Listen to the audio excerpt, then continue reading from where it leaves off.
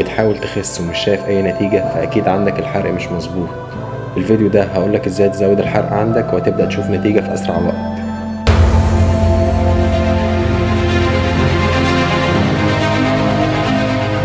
السلام عليكم يا شباب، ازيكم؟ معاكم عمر طايل. في الفيديو ده مهم جدا لاي حد عاوز يخس او يظبط وزنه لكن مش عارف بسبب ان الحرق عنده قليل او مش مظبوط. ركز كده معايا وكمل الفيديو للاخر وان شاء الله هتطلع مستفاد من الحلقة دي.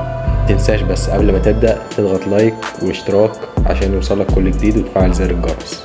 لازم تعرف ان جسمك مش هيحرق كويس طول ما انت مش مهيئه. قبل ما تفكر تاكل ايه او تتمرن ايه لازم تظبط شوية حاجات بسيطة لكن صدقني هتفرق معاك جدا. اول حاجة معانا النوم. ناس كتير بتفكر ان النوم ملهوش فايدة او ان اهم حاجة الاكل والتمرين بس، لكن الحقيقة عكس كده خالص.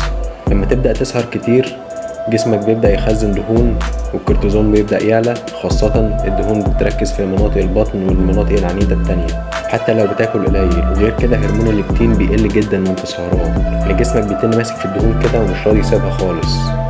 لكن اول ما بتبدأ تنام من 7 ل 8 ساعات وخاصة في جوف الليل الموضوع بيتغير تماما 180 درجة. كل حاجة بتبدأ تتظبط تدريجي، شهيتك بتبدأ تقل تدريجي، الحرق بيبدأ يعلى برضه، المود بتاعك كمان بيبدأ يتحسن بنسبة كبيرة جدا. تاني حاجة عندنا الأكل. ناس كتير لما بتبدأ دايت بيتنوا عايشين على المية بس حرفيا، وده أكبر غلط ممكن تعمله في حياتك. جسمك زيه زي العربية بالظبط، محتاج بنزين عشان يمشي، اللي هو الأكل، البروتين، الفراخ واللحمة والسمك. كل وجبة ضروري جدا ان يكون فيها نسبة بروتين كويسة عشان يحافظ على نسبة العضلات عندك ويعلي مستوى الحرق. وبدل ما تقطع كل الاكل او تحرم نفسك من كل حاجة، ابدأ تدريجي قلل النشويات البيضاء زي الرز والعيش والمكرونة، المعجنات والمخبوزات والحاجات اللي احنا عارفينها دي كلها. وضروري جدا تبعد عن السكر قدر الامكان. ممكن تاخد سكر من الفاكهة بكميات بسيطة او ممكن تاخد سكر من الصيدلية، سكر دايت هيفرق جدا معاك. الحاجات اللي اتكلمنا عليها دي بتخلي الانسولين عالي جدا في الدم والحرق بيبدأ يقف وتخزين الدهون بيبدأ يعلى. خلي اكلك بسيط ونضيف، جسمك هيبدأ يحرق لوحده من غير اي تعب. تالت حاجة وهي حاجة مهمة جدا وضرورية لكن في ناس كتير بتتغاضى عنها وهي المية. بص، جسمك برضو من غير مية زي العربية اللي ماشية من غير بنزين بالظبط، زيه زي الاكل. مهما كنت بتاكل صح او بتتمرن جامد وبتنام كويس وكل حاجة مظبوطة لكن مش بتشرب كميات كافية من المية فاكيد فايت على نفسك كتير. مش بتشرب مية كفاية فاكيد كده جسمك مش هيعرف يحرق الدهون، يعني كأنك ما عملتش اي حاجة مهما كنت ملتزم. حاول تشرب من 3 ل 4 لتر في اليوم مية، ده اقل قدر. اشرب مية اول ما تصحى، اشرب بعد الاكل، اشرب في نص الاكل، اشرب بعد التمرين، قبل التمرين، اثناء التمرين، اشرب في اي وقت. مفيش ميعاد محدد للمية خالص. واللي بيقولك ان المية بتعمل كرش اثناء الاكل ده سيبك منه خالص. وحسيت بجوع مفاجئ فده اكيد مش جوع حقيقي، ده جسمك بيكون عطشان مش جعان لكنه بيترجم العطش ده على انه جوع.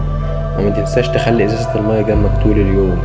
لو بتشرب قهوة او شاي اخضر او نسكافيه او ايا كان لازم تشرب معاهم مية كتير لان دي بتشتغل كمضرات بول وبتنزل مية كتير من جسمك، فلازم تعوض كل اللي نزل ده من جسمك بمية.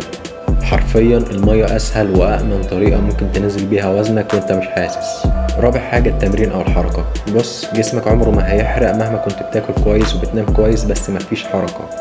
مش لازم جيم ولا اجهزة ولا معدات ولا اي حاجة، ممكن تبدأها بحاجات بسيطة في البيت مثلا زي تمرين السكوات، تمرين العقلة، تمرين الضغط. تمارين كتير جدا في البيت ممكن تعملها، او ممكن تتمشى كل يوم على الاقل نص ساعة. خليش يومك يعدي من غير حركة خالص، لازم تتحرك. شغلك بيملي عليك انك بتتن قاعد طول النهار على مكتب مثلا او ايا كان، لازم تقوم تتحرك على الاقل 5 دقايق بين كل ساعة والتانية. اعمل حاجات بسيطة وصغيرة لكن هتفرق جدا في التفاصيل. تحس ان هي تافهة او ملهاش لازمة لكن صدقني هتفرق جدا معاك وانت هتشوف الفرق بعينك.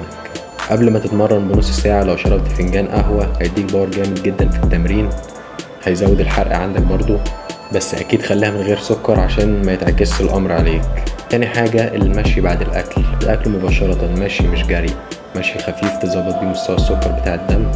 الحركة بعد الاكل بتقلل نسبة امتصاص الدهون شوية، يعني بتقلل من تخزين الدهون موضوع الشاور البارد، في ناس فعلا مش مصدقة الموضوع او شايفاه خرافي، لكن هو عكس كده تماما.